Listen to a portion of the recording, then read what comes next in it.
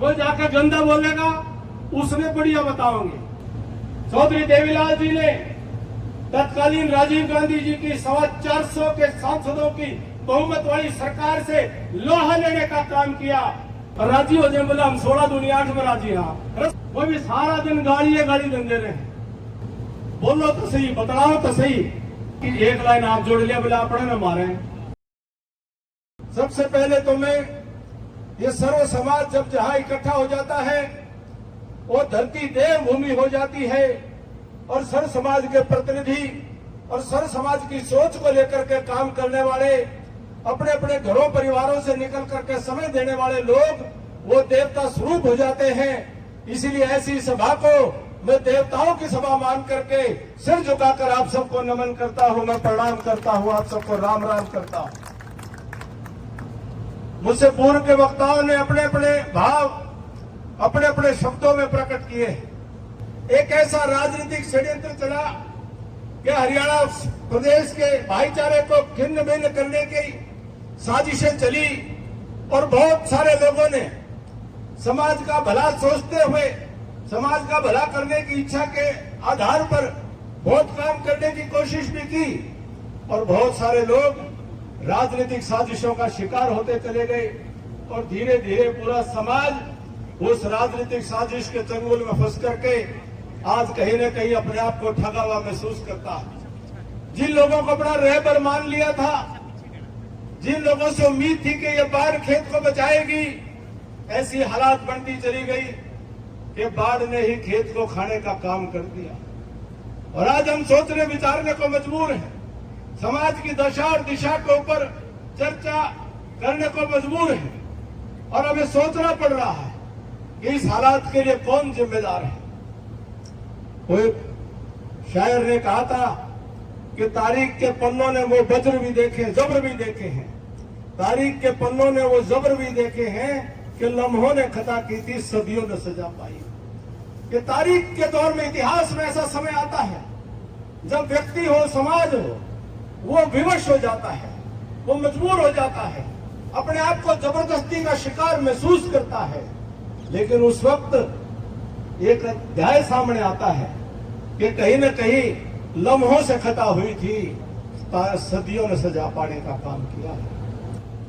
आज के social media के युग में कोई हल्के फुल्के कॉमेडी अपनी कमाई के चक्कर में उनको गुंडा बताने की कोशिश करते हैं, उनको किराएबाज बताने की कोशिश करते हैं, उनको कब्जा करने वाले लोग बताने की कोशिश करते हैं, हमारे नौजवान पीढ़ी को प्रोत्साहित करने की कोशिश करते हैं, निरुत्साहित करने की कोशिश करते हैं, नीचा दिखाने की कोशिश करते हैं। हम हास्य का पात्र क्यों बने, जबकि हम ऐसे समाज से संबंध रखते हैं जिन्होंने समाज को दिशा दिखाने का काम किया है, समाज को सदा साथ लेकर के चलने का काम किया है।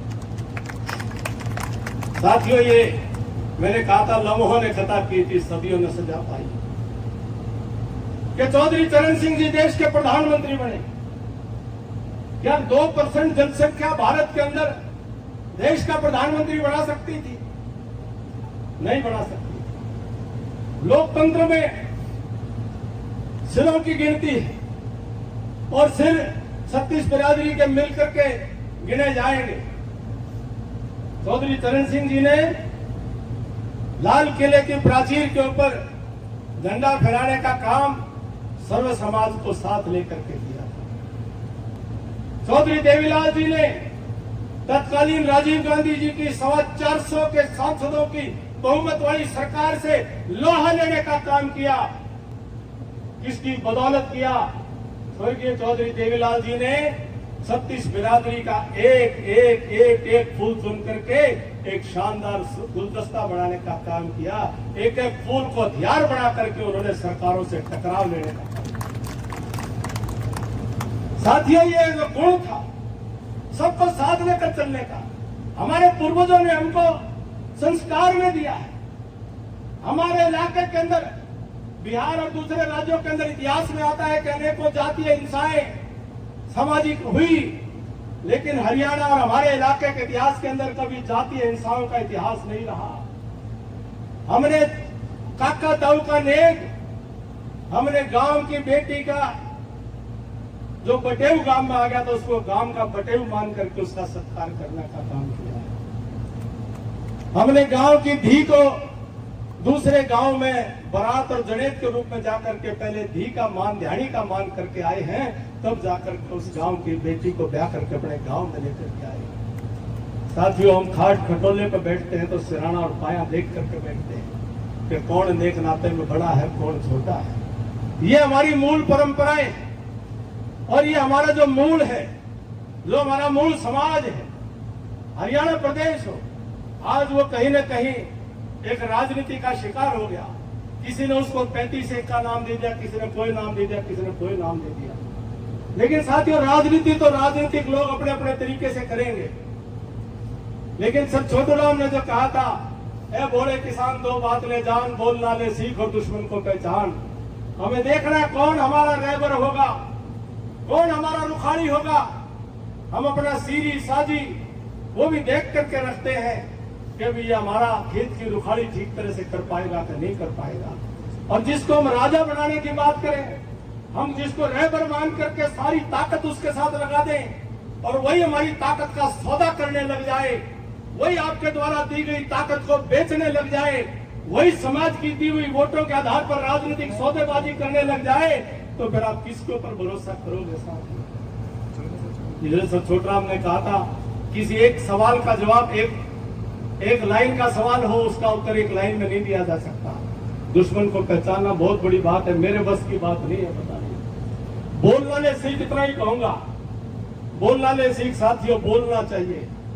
सर छोटराम की किताब बेचारा जमींदार में लिखा है बोले किसान तो अपने हकों के लिए बोल, तू आवाज तो उठा, जरूरत पड़ने पर चीख, चित्कार कर, चिल्ला, लेकिन तू आवाज तो उठा, बोलो तो सही, बतलाओ तो सही।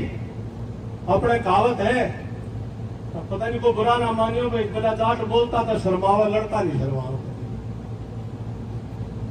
तो ठीक कहूं जी, बोला आपस में बोल बतलावे नहीं, बात करे नहीं, लेकिन लड़न में जो है ना जमा दे के लावे। अरे को के क्या है, बोला गंडा नहीं दे, बेली दे दे, हैं? नहीं, बेली दे देगा, गंडा नहीं देगा। और फिर एक और क्या ना, बोला के बताओ सारी बात कहनी ठीक हो माइक के, बोला जो है बाकी एक लाइन आप जोड़ लिया, बोला अपने में मारे। एक तो मैं इसका जाया, अरे बोला अपने ने, तो ये कहां से आ गई, ये कौन ले आए? राजी हो जाए, बोला हम 16 दूनी 8 में राजी। हाँ, अरे 16 दूनी 32 क्यों? 16 दूनी 32 तो हुए हैं, तुम 8 क्यों हो? तुम 16 दूनी 64 क्यों नहीं करते भाई? आधे क्यों हो दूनी कर करके भी? तो दूनी कर कर भी आते हो जाओ। तो समझने की बात यह है कि हमें अपने गणित को बदलना पड़ेगा। ये जमीन से जमींदार और जमींदार कहलाने का हक सर छोटूराम ने हमें दिया था। उन्होंने जमीन हमारी जो गहन रहन रखी थी, उस जमीन को छुटवा करके, और जो आज आपके और हमारे सिरों पर ये पगड़ी हम एक दूसरे के सर पर बांध रहे हैं, चाहे हरियाणा हो और चाहे आज पाकिस्तान का पंजाब हो, हरियाणा का पंजाब हो, यहाँ के जमींदार को अगर जमींदार कहलाने का हक किसी ने दिया तो साहिब आजम सर छोटूराम ने दिया। साथियों, उस जमीन से हम जमींदार हैं और इतने सालों से इस जमीन ने हमको पाला पोसा है और इस जमीन के कारण से हमारी अर्थव्यवस्था चली है। आज खेती किसानी हमारा पहला पेशा जरूर है, लेकिन अब दौर बदल गया है, अर्थव्यवस्था बदल गई है। और मुझे खुशी हुई किसी ने सम्मान करते हुए कहा कि पानीपत के जाट अब कमर्शियल हो गए। मैं हंसू था, मका इतनी चादर पर आदि, मका पानीपत में चादर भी बड़े लगी के, और चादर खूब पर आदि। तो बात आई भाई, हाँ मैं थोक में करा दी, गर्मी के दिनों में जाडा मांगूंगा, फिर ठीक तरह से जो है जितनी जरूरत उतने काम बड़े ले जाऊंगा। कहने की बात यह है कि अब दौर बदल रहा है। एक महत्वपूर्ण बात है, क्योंकि एक कमर्शियल सोच समझ रखने वाला इलाका है। भारत की अर्थव्यवस्था में 100 लोग मिलकर के 100 रुपए पैदा करते हैं। 100 लोग अगर हैं तो 100 रुपए पैदा करते हैं। उस 100 रुपए में से कृषि और खेती व्यवसाय से जुड़े हुए लोग, जो कृषि के अंदर डेयरी भी आ गया, मुर्गी पालन भी आ गया, सब आ गया, वो और उसके मजदूर, खेती के मजदूर भी सब आ गए। वो 100 रुपए में से 15 रुपए पैदा करते हैं। और उस 15 रुपए में खाने वाले कितने हैं? लगभग, मोटी बात करूं, लगभग 60 आदमी उसमें 15 रुपए में गुजारा कर रहे हैं। तो यानी कि 15 रुपए में 60 आदमी खाओगे तो चवन्नी सारे का बांटे आओगी। हाँ, ठीक हिसाब ला रहा हूं, नहीं ला रहा हूं। और बाकी जो है 40 पैसे में, जो बाकी 85 पैसे में 40 लोग हैं, 100 में से 15 रुपये गए तो 85 रुपए बच गए। और 60 लोग खेती के अलावा बचे 40, तो 85 रुपए में क्या जने खाओगे 40, उनके बांडे कितने कितने आए? कम से कम 2-2 रुपये आए कि नहीं आए? जो खेती छोड़ के दूसरा काम धंधा करे उसने तो 2-2 रुपये मिले, और जो सिर्फ खेती पर रहेगा उसके बांडे 25-25 पैसे आओगे, चवन्नी आओगे। लेकिन ये आज की हकीकत है, ये दुनिया की हकीकत है। मैं दुनिया के आधे देशों में घूम लिया। ये किसान, खेती, कृषि अर्थव्यवस्था का, आधुनिक अर्थव्यवस्था के मॉडल में ये कृषि और किसानी की यही स्थिति है। इसलिए सर छोटूराम ने कहा था, आपको याद हो, कि किसान, तेरे 2 बेटे, तेरे बेटे को एक को बड़ा किसान और एक को बड़ा जवान, ताकि एक बेटा जो है वो तनख्वाह आए, महीने की तनख्वाह अपने घर में लेकर के आए, और दूसरा बेटा जो है वो खेती किसानी करके अपने पूर्वजों की पेशे को भी कायम रखे, परिवार को भी पालता रहे, अन्न और अनाज पैदा करता रहे, और देश और दुनिया का पेट भी भरता रहे, अपना धर्म भी पूरा करता रहे। और दोनों भाई, तेरे जो बैल हैं, तेरे जो 2 बड़द हैं, उन दोनों बड़द की तरह से दोनों भाई मिलकर के परिवार का गुजारा करें। कहने का 100 साल पहले सर छोटूराम ने जो बात कही थी कि 2-2 पेशे अपना लो, खेती का पेशा छोड़ने का कोई सुधार नहीं है। वो हमारा दादा लाई है, वो हमारा धर्म है, वो हमारी माँ है। हमारी माँ से हम दूर नहीं हो सकते, लेकिन साथ के साथ में हमारे माँ के द्वारा दिए गए जो हमारा, उससे हम और सहयोग से उसको पुष्ट करें, और वो सहयोग दूसरे काम धंधे, पेशे, नौकरी, स्वरोजगार, कुछ भी करो। ये खेती हर लोगों के लिए सर छोटूराम का संदेश था। आज मैं उसी को दोहरा रहा हूं कि दूसरा साथ में काम जोड़ना बहुत जरूरी है। तो ये किसान का संदेश, ये केवल एक बिरादरी के लिए नहीं है। हमारा जो मूल समाज है, धरती के ऊपर निर्भर समाज है, हम सब इससे जुड़े हुए हैं। हम सब इसकी भाषा को और इस संस्कृति को समझते हैं। साथियों, मैं बहुत सारी बातें मेरे मन में हैं। मैंने पूरे हरियाणा के अंदर ये अभियान की शुरुआत आपके सहयोग से करी है कि जो सही सोच वाले लोग हैं, समाज में जो सकारात्मक सोच वाले लोग हैं, जो समाज की सृजन शक्ति है, समाज की सात्विक शक्ति है, उसको इकट्ठा करेंगे, उसको संग्रहित करेंगे, उसको साथ लेकर के समाज को नई दिशा देने का काम करेंगे। नई दिशा नहीं है, हमारे पूर्वजों के इतिहास में हमको जो बताई दिशा है, सही दिशा में लेकर के हम चलने का काम करेंगे। और इसमें आप सबका साथ और सहयोग मिला है। मैं बहुत आभारी हूं कि पानीपत की सरदारी ने, बड़ी सूझवान सरदारी ने इतनी बड़ी संख्या में आकर के इस कार्यक्रम में सहयोग किया। सारे विषय को मैं एक कार्यक्रम में नहीं रख सकता हूं। जो मेरे सीने में दफन है, बहुत सारी बातें हैं, वो एक मंच पर रख नहीं पाऊंगा, लेकिन आप हर एक जिले में जाऊंगा, जिले से कस्बों में जाऊंगा, जरूरत पड़ी तो दिल्ली, राजस्थान और उत्तर प्रदेश में भी जाऊंगा। लेकिन अपने समाज को, अपने मूल समाज को इकट्ठा करके समाज की जो बड़ी संस्कृति थी, उस भाईचारे की संस्कृति में सबको जोड़ने का काम आप सब साथ मिलकर करेंगे। सर छोटूराम की एक बात का सुझाव देता हूं कि बोलो बतलाओ, लड़ने झगड़ने की जरूरत नहीं पड़ेगी। आपस में बात करो, आपस में बोलो। एक बार में नहीं समझेगा, 2 बार में नहीं, 2 बार में नहीं, 3 में नहीं, 3 में नहीं, 4 बार नहीं, 5 बार, जितना मर्जी। संवाद के अलावा कोई तरीका नहीं है सद्भाव बढ़ाने का। संवाद से ही सद्भाव बढ़ेगा। जिससे किसी से तकलीफ है बात करो, भाई से तकलीफ है बात करो, पड़ोसी से तकलीफ है बात करो, दूसरी बिरादरी वाले से तकलीफ है बात करो, उसको बातचीत करोगे उसको भी समझ में आएगा। आपसे अपने से मेरे से कोई गलती हुई है, सुनने की बर्दाश्त भी रखो कि मैं सुनूं। हाँ भाई, कोई मुझे गलत बता रहा है तो उसके मन में कोई बात होगी, उसको सुनो। ये हमारी सुनने की ताकत जो बड़े बुजुर्गों ने हमें सिखाई थी संस्कार में, ये बहुत बड़ी ताकत थी। जब इकट्ठे बैठा करते हम बालक थे, हमारे दादा ताऊ कोई न कोई भाई एकाधी गुस्सा कोई झगड़े में आ जाता था तो क्या करते थे भाई, उसने एकाधी लड़ लग जाता, ना तो गलत करे गलत बोले है, बड़े बुजुर्ग कहते ना भाई सुन लो इसकी, भाई सुन लो इसकी, कह लेगा इसकी बहुत मन में निकल जाएगी इसकी, कहने दो भाई, सुना करो, सुननी चाहिए। आज बोलने वाले सारे तैयार बैठे हैं, सुनने या कोई नहीं गलत कह रहा हूं बताओ। जमा ये फेसबुक हिसाब मिल गया, इंस्टा हिसाब मिल गया और ट्विटर हिसाब मिल गया, सारे बोलने जावे, सुनने या कोई नहीं। और इनका खेल है, ये दुनिया की बड़ी बड़ी कंपनियां हैं, इनका मॉडल है कि जितनी गाली गलौज हो उसको बढ़ाओ, जितनी गलत बात हो उसको बढ़ाओ, क्योंकि उससे इनका ज्यादा डाटा बिकेगा, ज्यादा कमाई होगी, इसलिए गलत बात को बढ़ाएंगे। अभिमन्यु कोई सही कहेगा उसकी बात को ये दबा देंगे, और जो कोई जो है उल्टा पुल्टा बोलेगा, कोई गेट तोड़ेगा, यूनिवर्सिटी का जाकर के उसने गणा के खाओगे, बिला बहुत एक बच्चों गेट तोड़ दिया, कोई जाकर गंदा बोलेगा उसने बढ़िया बताओगे, कोई गंदा जवाब देगा उसने और बढ़िया। ये आज हमारे समाज का चरित्र, यह चित्र नहीं था। आज के दिन समाज के नेताओं को सोशल मीडिया पे देखता हूँ, सारा दिन गुस्से में पड़े रहे हैं, सारा दिन जो लड़ाई झगड़े के प्यार पड़े रहे हैं।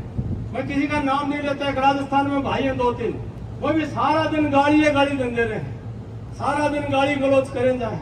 ये हमारी पहचान नहीं थी, सभ्यता हमारी पहचान थी, सुसंस्कार हमारी पहचान थी, छोटे बड़े की ऊंच नीच का मान सम्मान हमारी पहचान थी, कहना और सुनना हमारी पहचान थी। हमारी पहचान गाली गलौज देना कभी हमारी पहचान नहीं थी। चौधरी चरण सिंह जी ने कभी ऊंचा नहीं बोला, चौधरी छोटू राम ने कभी ऊंचा नहीं बोला तो देश के अंदर उनका रुतबा बना, उन्होंने समाज को इज्जत दिलाने का काम किया।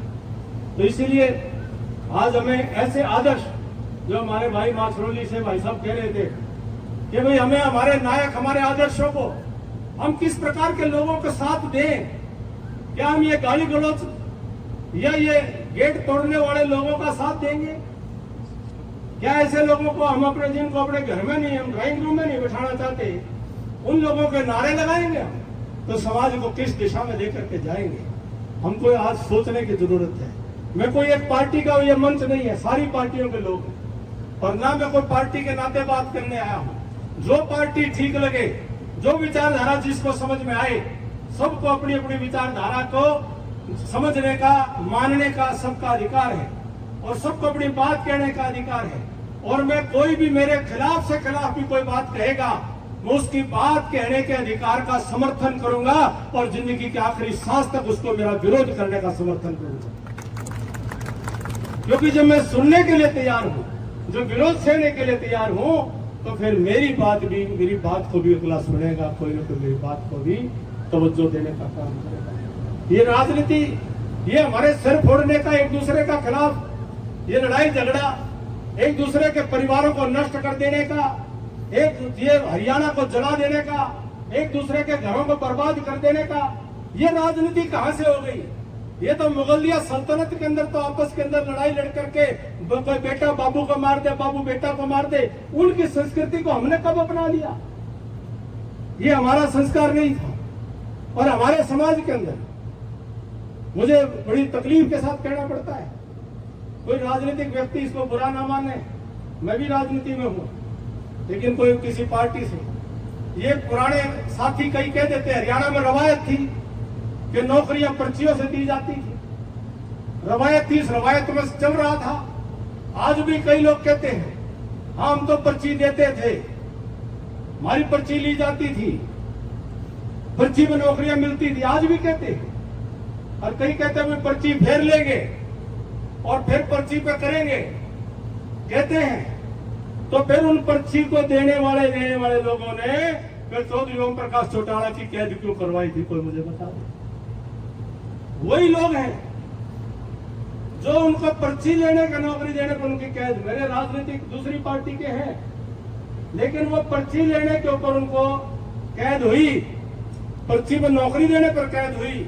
और वही लोग कहते हैं बोला हम पर्ची दिया भी करते, जिनने कैद कराई, जिन्हें मुकदमा चलाया, जिनने उनको जो है जीते जी मारने का काम करा, वो लोग यूं कहते हैं बोला हम तो पर्ची दिया भी करते और पर्ची आगे भी देवांगे। अब ये बताओ ये विरोधाभास है कि नहीं है? इस चीज को कौन समझेगा, कौन चर्चा करेगा? इसलिए मैं कहता हूं शांत वातावरण में आपस में मिलकर के चर्चा करो, बातचीत करो। एक निवेदन नौजवान भाइयों से, सोशल मीडिया पर जातिवाद को, एक दूसरे को गाली देने का संस्कार चल पड़ा है। कोई फलाना खड़ा हो जाओ बोला छतरी छवा, बोला फलाने तुम न्यू थे, फलाने न्यू थे, माँ बहन तक आ जाते हैं। कोई फलाना कहेगा बोला उसको भाई 3 खसम 4 खसम, तो पता नहीं क्या क्या बात करते हैं। बड़े बड़े विद्वान बनते हैं, बड़े बड़े टेलीविजन के ऊपर आते हैं, लेकिन अकल नाम की चीज नहीं है। जिन्होंने कभी एंथ्रोपोलॉजी नहीं पढ़ी, जेनेटिक्स नहीं पढ़ा, वो डीएनए का ज्ञान देते हैं। जिन्होंने कभी समाज शास्त्र सोशियोलॉजी नहीं पढ़ा, वो समाज का ज्ञान देते हैं। जिन्होंने कभी इतिहास नहीं पढ़ा, वो इतिहास के ऊपर बात कहते हैं। बड़ी हैरानी है कि सोशल मीडिया पे जो जितना गंदा बोले उसको ही लोग ज्यादा सुनने को चल पड़ते हैं और उस पर टिप्पणी करते हैं। तो मेरा निवेदन है भाई, कोई कितना गलत बोले अपना मुंह खराब करेगा, अपनी जुबान गंदी करेगा, अपने घर में ही उसके ही बच्चे उसको देखकर शर्माएंगे। उनकी बातों का प्रतिकार करने की जरूरत नहीं है। आप उनके साथ में गंदगी में मत पड़ो। वो कहते हैं कि भाई वो सुअर के साथ लड़ोगे तो सुअर के बाड़े में फिर मिट्टी और गंद आपको भी लगेगा। जो गंदा है, गंदी बात बोलता है, गंदी भाषा बोलता है, गंदी भाषा, उसके साथ में अगर पढ़ोगे तो फिर मैला होना पड़ेगा। तो नहीं पढ़ना चाहिए, मेरा सुझाव है। बाकी आप सियाने हो और यूं मैंने भी यूं मान लिया भाई मेरी भी उम्र होली, अब मैंने भी अब कहना चाहिए, अगली पीढ़ी को कुछ बातें बतानी चाहिए। जो मेरा अनुभव है आज सीखने को तैयार हूँ, समझने को तैयार हूँ। जो बातें आप बताएंगे उन बातों के ऊपर अमल करने के लिए भी आपके साथ मिलकर के तैयार हूँ। यही निवेदन करने के लिए आज आपके बीच में उपस्थित हुआ। जैसे मैंने कहा कि सीने में बहुत तूफान बहुत है, लेकिन एक बार में सारा निकालना मुश्किल है। लेकिन आप सब साथियों का साथ मांगता हूँ, बुजुर्गों का आशीर्वाद मांगता हूँ कि हम मिलकर के अपने हरियाणा और अपने छत्तीस बिरादरी के भाईचारे को फिर से कायम करेंगे और सर्व समाज की शक्ति को फिर से स्थापित करेंगे। आप सबका सहयोग मांगता हुआ, आप सबने जो मान सम्मान बख्शा है, आप सबका दिल की गहराइयों से आभार व्यक्त करता हूँ। सर झुकाकर सरदारी को प्रणाम करता हूँ, सर झुकाकर सभी देवताओं को नमन करता हूँ। आप सबका बहुत बहुत धन्यवाद। जय हिंद, जय भारत। मेरे साथ मिलकर नारा लगाएंगे, सर्व समाज का भाईचारा जिंदाबाद।